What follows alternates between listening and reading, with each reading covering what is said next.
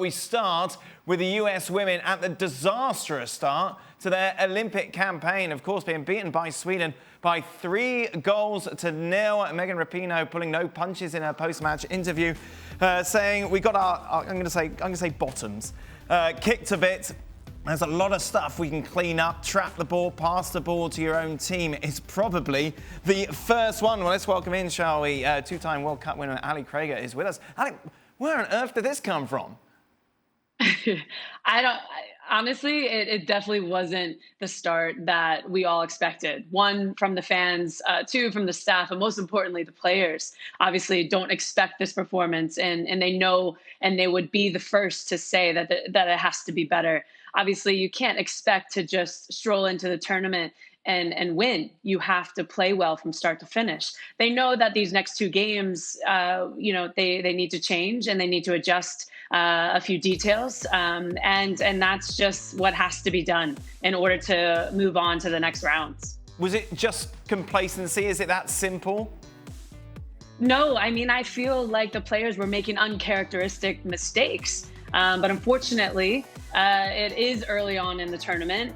Things like this happen, especially in modern day football. If a team performs well, they're going to win. And if a team doesn't perform well, they most likely won't win. So I feel like Sweden executed their game plan really well. They were fit, they were focused, they played with freedom, and they looked like they were really enjoying themselves. On the other side of things, I think the U.S. Actually looked a bit sluggish, which was uncharacteristic. We're usually the fittest, the fastest, the strongest. And so I think this is going to, make the U.S., sit back and really take a look at what they can clean up in order to move on and get these results in the next two games. What was interesting when you took a look at the midfield, it just seemed to be completely overrun for the whole game by the Swedes. Yes, and I know that Lindsey Horan, she is, plays more so in the 8 or the 10 position, which I do think that helps unlock Rose Lavelle a little bit more in the attack. So I do think we struggled with that, but I understand because, JJ is still coming back from injury, so Lindsey does have to play in that 6 role. And yes, I think if they can stay a little bit more compact and not get beat in between the lines, and break out of pressure a little bit better, they will find more success in the attack. I think we really struggled with that today. Defensively, of course, as well, there were issues. You take a look at this side, and this defense was supposed to be invincible, but Alex Morgan, of course, tweeting out, talking about her reaction after the defeat, saying it felt like there were holes everywhere defensively. I didn't feel like we were pressing together. And then when we were on the attack, we'd lose the ball. We didn't have the numbers around the ball to win it back. Yes, at one point, I'm sure a lot of people watching the game saw Rose Lavelle kind of put her hands up as she's dribbling into the attack, wondering, where she can combine and who she can combine with in order to continue to go forward. So I think, looking at this game back, a lot of the players will have to adjust these attacking tendencies and adjust these little details in order to find more success.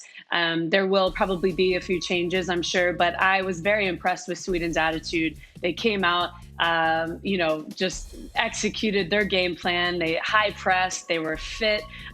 Usually we're the team that's outrunning everyone in the 60th minute. So I was very, very surprised at their performance, and they look like a team who's going to battle for the gold medal. And of course, it had to be Sweden.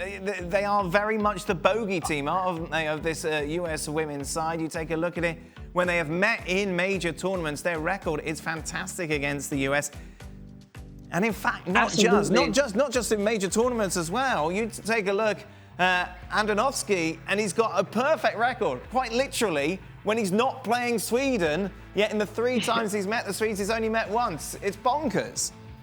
Yes, and I agree, because I've been in a few of those games against Sweden, and not every one of them was successful. And so I can understand it is always a battle against Sweden, especially in these big tournaments. We seem to be in the group stage with them every single big tournament we have, at least the ones that I've recently been in, and, the past 10, 11 years. And so they have a good understanding of the way we want to play, the style we want to play. And today, I think they executed their plan to take away those options, to take away those passing, avenues that we like to create going into the attack. And they high press, which I think we really struggled to break that press, along with taking Abby Dahlkemper somewhat out of the game and forcing it to Becky, who, the Swedes know isn't going to play the longer game like Abby does. And so I think with our attack, Abby has that ability to play long balls, to play into the forward's feet as well, in between the lines. And so taking that away, I think, was a bit surprised for the United States. But, moving forward, we have to figure out those changes during the game and adjust accordingly. Speaking of the changes, what did you make of the substitution of Alex Morgan at halftime? I was quite surprised at the substitution, but I know that Carli Lloyd is raring to go, and I feel like when she did come in, she made an impact and did well. And so, we have obviously the best forwards in the world, so it's really difficult to make that decision. I never want to make those decisions that Vlatko has to make between those two, but I do think that both of them are brilliant. I'm not sure she, touched the ball as much as she wanted today. And so I'm sure, he wanted to make a quick change to see if that, would adjust the score line quickly. Megan Rapinoe was only brought on in the 64th minute. They were 2-0 down already. Did he make that change too late, in your opinion?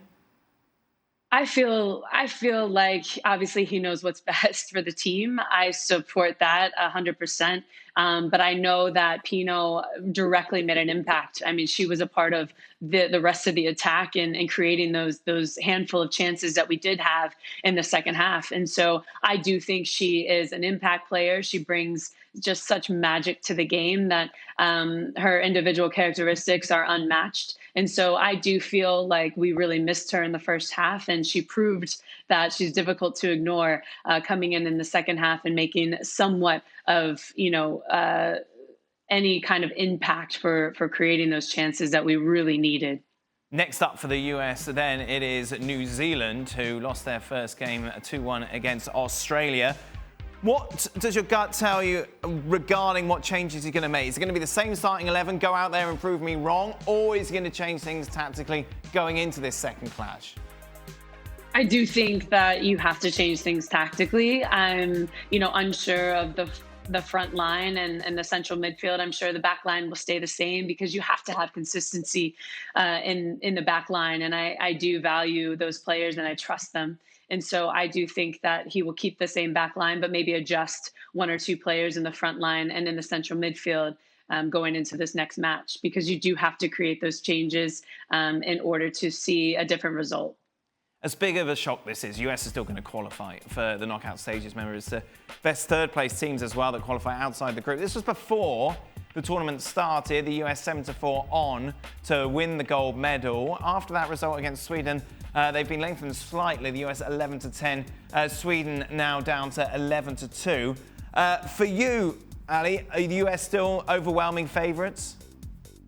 Of course. I think we always are. We know how to thrive under this pressure, and we know how to win. And we've proven that year after year, tournament after tournament. And so this is just only a bump in the road. They need to forget about this game and move forward as quickly as possible and focus on the next, because they do need to get results. And that is what's going to take them into the next round. So solely focus on the next two games and get results, win, and you move on. And people will then forget about, for a little bit, we'll forget about this Sweden matchup. Great stuff. Thank you very much, as always, Ali. Well, if you take a look at the history of major tournaments, if the US go on and win the gold medal, they wouldn't be the first team to lose their opening match. You just have to go back to 2016, Chile, 2010 World Cup when Spain did it. And in fact, you go back to the 2008 Women's Olympics, the US lost their opening game, but of course went on to win gold there. Well, thank you very much for watching ESPN on YouTube. For more sports highlights and analysis, be sure to download the ESPN app. And for live streaming, premium content, and let's not forget as well, ESPN FC 7 days a week, subscribe to ESPN+.